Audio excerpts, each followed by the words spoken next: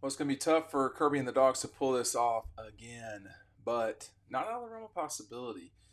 We've seen 3 seasons in a row where this program has won every single regular season game it's played. That's pretty remarkable, particularly considering the league that they play in, the time we're at in college football.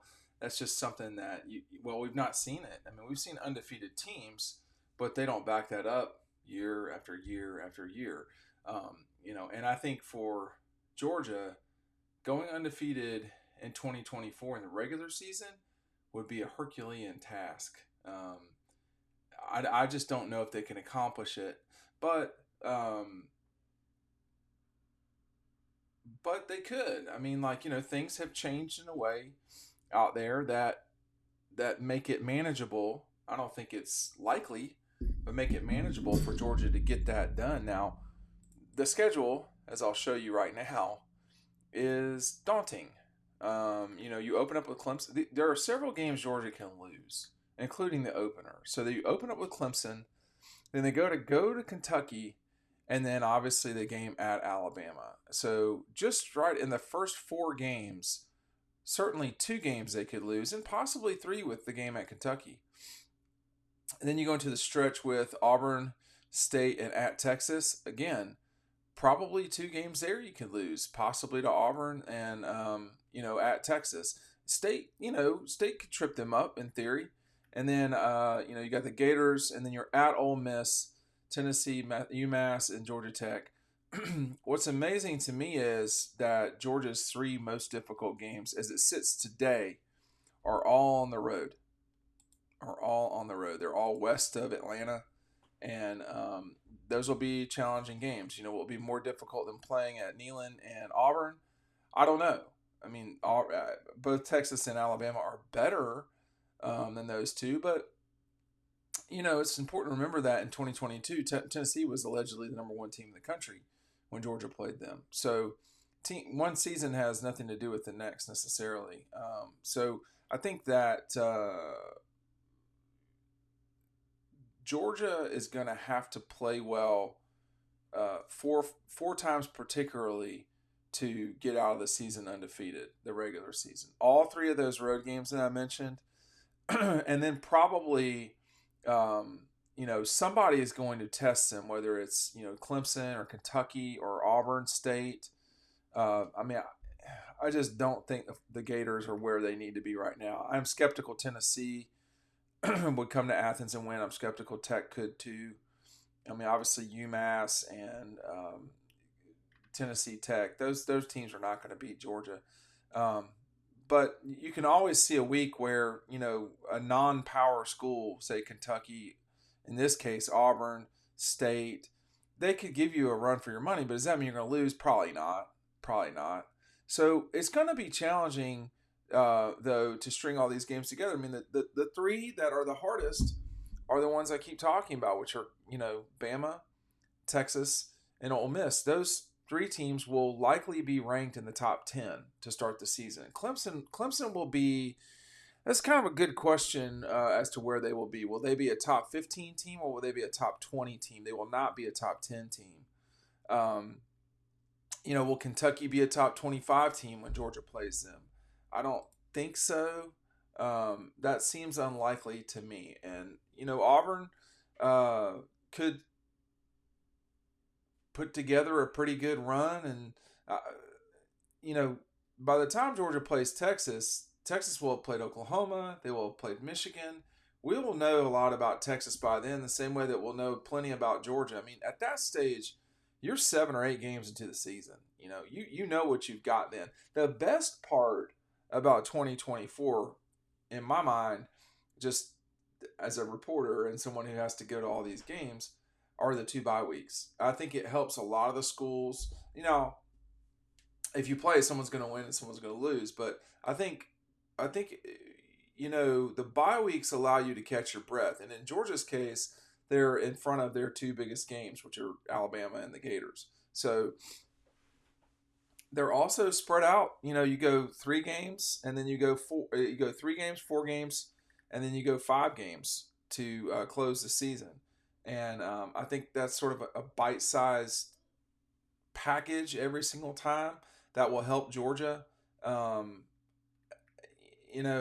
what is harder to know for sure, obviously as well. We don't know what the division. I'm like, there are no divisions. We don't know what that's going to be like in the SEC without divisions. We don't know what it's going to be like to have the quote top two teams playing each other. I mean, is that going to be Texas and Alabama? Is that going to be Georgia and Texas? Is that going to be Alabama and Ole Miss? I mean, like, it's just such a weird dynamic now. And I'll be frank with you, I don't know the parameters for selection. I mean, it's supposed to be the top two teams. Now I'd have to go look at the SEC's bylaws for this coming season to figure that out. But it will likely be that someone's undefeated. There will likely be one undefeated team, whether that's Georgia or Texas or Bama or someone we don't see coming.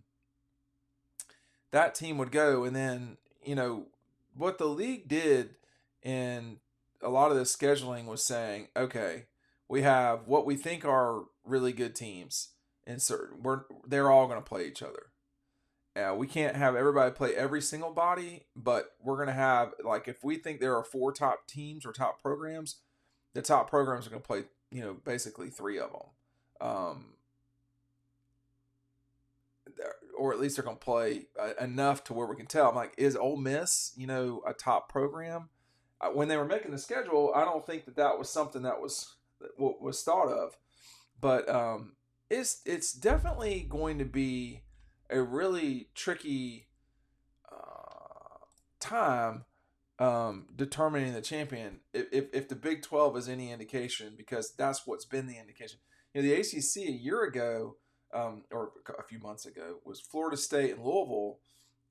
They did away with divisions in the ACC, and we wound up with that. It could be in the past. This has been the case. The 2 highest ranked college football playoff teams will go play for the championship. That happened in 2003 when Georgia played for the SEC championship against LSU. There was a 3-way tie between Georgia, Florida, and Tennessee. They all 3 beat each other, and they all 3 had a loss to a Western school. I cannot remember. Georgia lost to LSU. I cannot remember who everybody else lost to. It may have been that the Gators lost to LSU as well. They beat LSU now that I think about it, I think. But anyway, it was a 3-way tie, and Georgia went on to represent the East and got blown out basically by LSU in 03, 20 years ago. So this is going to be a curious situation coming into it. Now,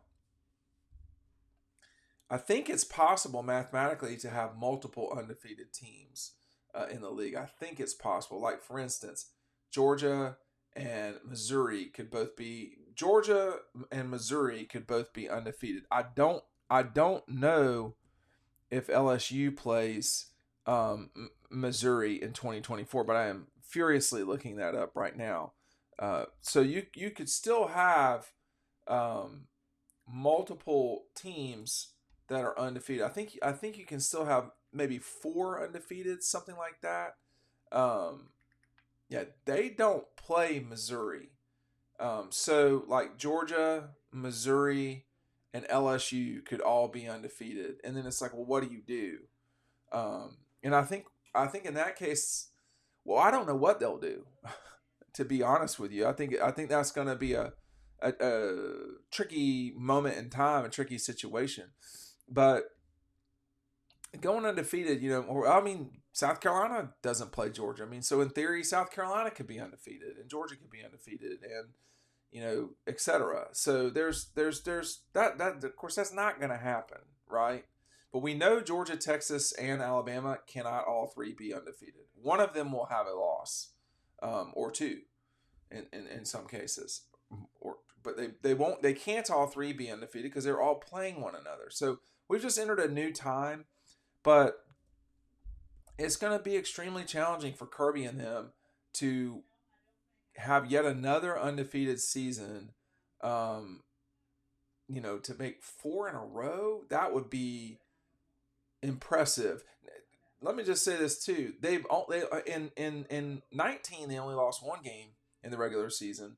They lost two during the COVID year. They only lost one in 18 in the regular season. So um, it's not like uh, Georgia makes a habit of dropping regular season games. And people say, well, it's because they're playing in the East.